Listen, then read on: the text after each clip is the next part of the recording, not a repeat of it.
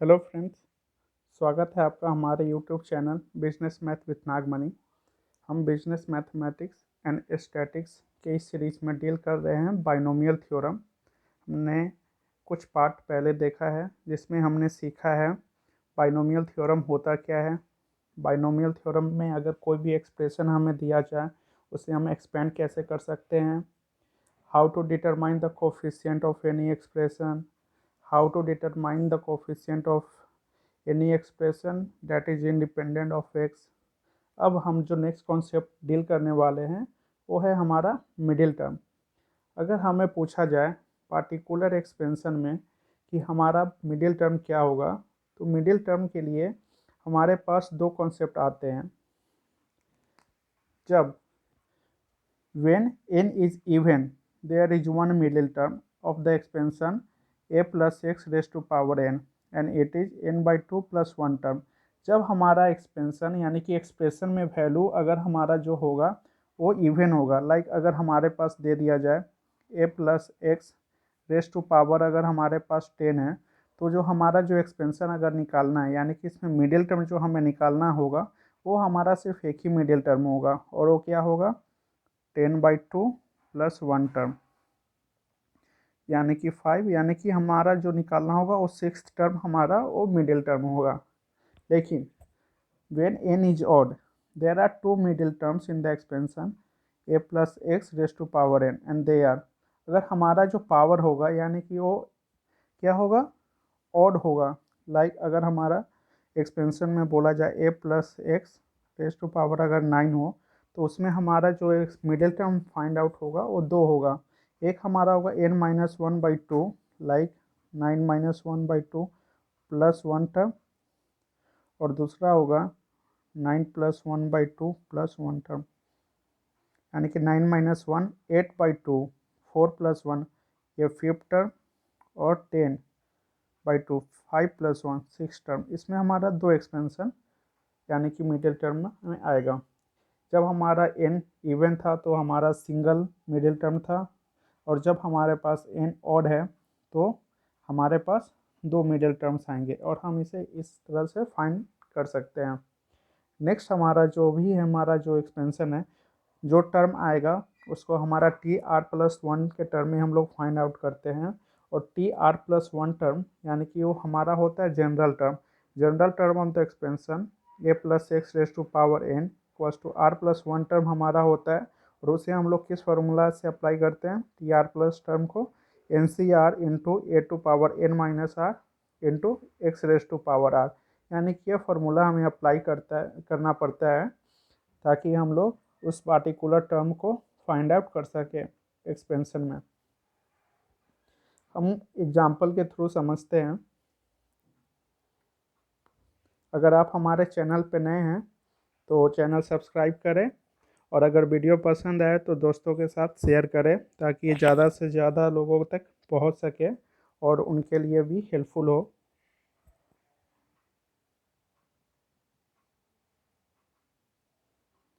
जैसे हमारे पास क्वेश्चन है find the middle term of x/3 minus 3a raise to power 12।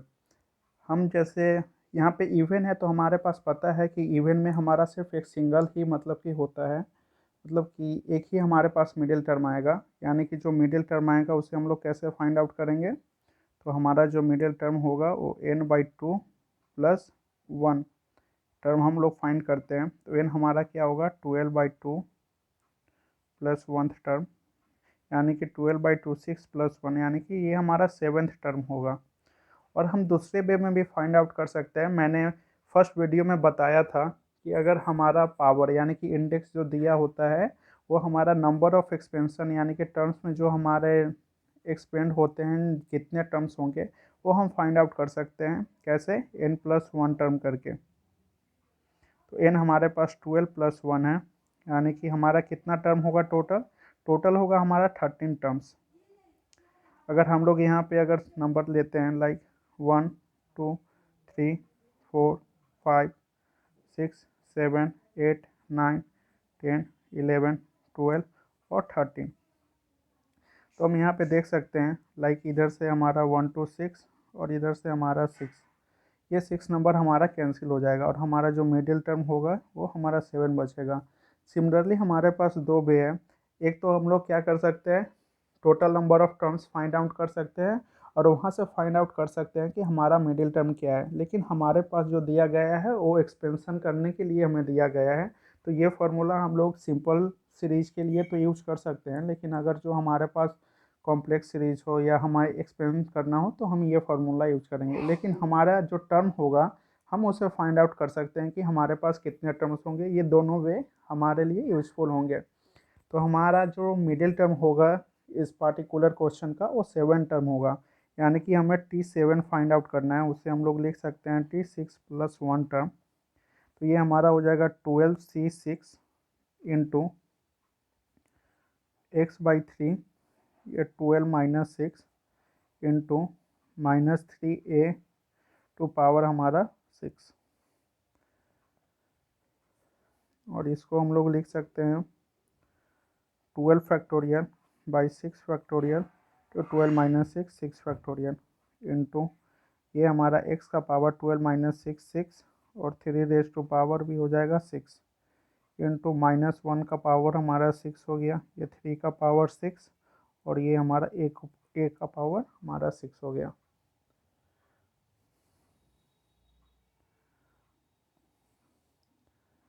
तो इसे हम लोग लिख सकते हैं 12 factorial by 6 factorial into 6 factorial into ये हमारा 3 का 6 बाई 3 का 6 इंटू ए का 6, ये 1 हमारा पॉजिटिव हो गया, इसे हम भूल सकते हैं, और इंटू ए टू पावर 6 हमने सबको लिख दिया। 3 का पावर 6, 3 का 6 आ गया, ए का 6 आ गया, ये हमारा पॉजिटिव यानी कि इंटू 1 हो जाएगा। ये हमारा ये दोनों कैंसिल हो गया। ये हमारे पास 12 इंटू 11 इंटू 10 इंटू 9 8 इंटू 7, एक 6 फैक्टोरियल हमारा कैंसिल हो गया। 6 into 5 into 4 into 3 into 2 into 1, 6 2 ज़ा 12, 5 2 ज़ा 10, 4 2 ज़ा 8 और ये 3 3 ज़ा 9।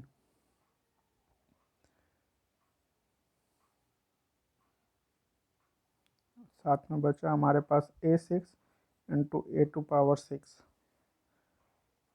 नीचे हमारा सभी कैंसिल हो गया है।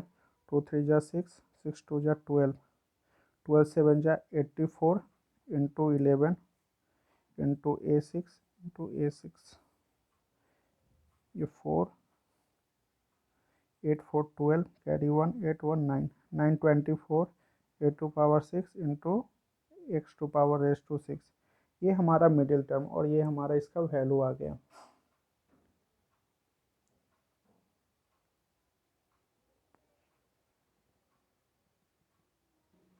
आप इसे अपने नोटबुक में नोट कर लें या आप स्क्रीनशॉट भी ले सकते हैं। हम बढ़ते हैं अपने नेक्स्ट क्वेश्चन की तरफ, जिसमें हम लोग देखेंगे find the middle term of an odd number. अभी हमने देखा था फाइंड द मिडिल टर्म जब हमारा पावर इवन था। अब हम देखने वाले हैं फाइंड द मिडिल टर्म जब हमारा पावर ऑड है। तो ऑड के केस में मैंने बताया था कि हमारे पास दो मिडिल टर्म आएंगे। एक होगा हमारे पास n-1/2 + 1 टर्म एंड दूसरा होगा हमारे पास n+1/2 + 1 टर्म। ये हमारा 9-1/2 और दूसरा हो जाएगा हमारे पास 9+1/2 + 1, यानी कि 9-1 8/2 4 + 1। एक होगा फिफ्थ टर्म और सेकंड होगा हमारे पास सिक्स टर्म। ये हमेशा कॉन्जिक्यूटिव इन नेचर होते हैं जब भी हम ऑड का निकालें। तो हमें यहाँ पे फाइंड आउट करना होगा T5 term and T6 term. तो T5 टर्म निकालने के लिए हम लोग यूज करेंगे T4 + 1, यानी कि हमारा 9C4 into x² 9 - 4 into -1/x⁴। ये हमारा हो जाएगा 9 factorial by 4 factorial into 5 factorial, और ये हो जाएगा x, 9 2 जा 18 और -4 यानी कि 8। अच्छा, डायरेक्ट हम इसे लिख सकते हैं, ये 5 यानी कि 10 होगा। और ये हमारा इवन है यानी कि 1/x⁴। ये 9 factorial by 4 factorial by 5 factorial, ये x का रेज पावर, ये हमारा 10 - 4 हो गया, यानी कि हमारा जो आंसर होगा 9 factorial by 4 factorial into 5 factorial two x का रेज टू पावर 6। ये हमारा आंसर होगा। हम इसे ऐसे भी लिख सकते हैं, या मैंने आपको एक्सपेंशन इसका सिखाया है, आप उसे एक्सपेंड भी कर सकते हो। नेक्स्ट हम लोग टर्म निकालते हैं t 6 टर्म, जो हमारा होगा t 5 + 1 term, 9c5 into x² 9 - 5 into -1/x⁵।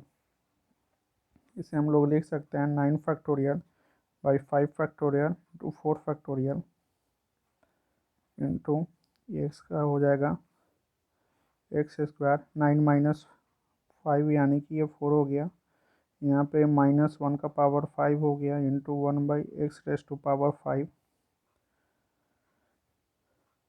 तो ये 9 फैक्टोरियल अपॉन 5 फैक्टोरियल 4 फैक्टोरियल, ये हमारा हो गया x⁴ 4 जा 8 -5, और ये हमारा -1 हमारे साथ होगा क्योंकि यहाँ पे जो हमारा पावर है वो ऑड है, यानी कि हमारा जो फाइनल आंसर होगा 9 factorial 5 factorial upon 4 factorial, minus सामने होगा तो x का क्यों। हम लोग ऐसे आंसर लिख सकते हैं, या आप इसे एक्सपेंड कर सकते हैं। लाइक हमारे पास दोनों में ही सेम टर्म आया है 9 फैक्टोरियल 4 फैक्टोरियल अपॉन 5 फैक्टोरियल, इसे हम लोग लिख सकते हैं 9 × 8 × 7 × 6 × 5 factorial, 5 factorial into 4 into 3 into 2 into 1। 5 factorial cancel हो जाएगा, 3 2 जा 6 एंड 4 2 जा 8। हमारे पास हुआ 9 2 जा 18 इंटू 7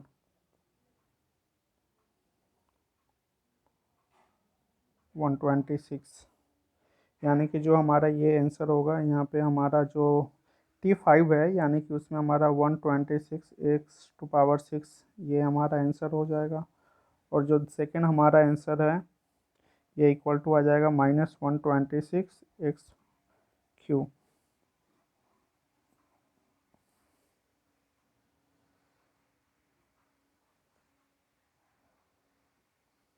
आप इसे प्रैक्टिस करें ताकि आपका कॉन्सेप्ट क्लियर हो।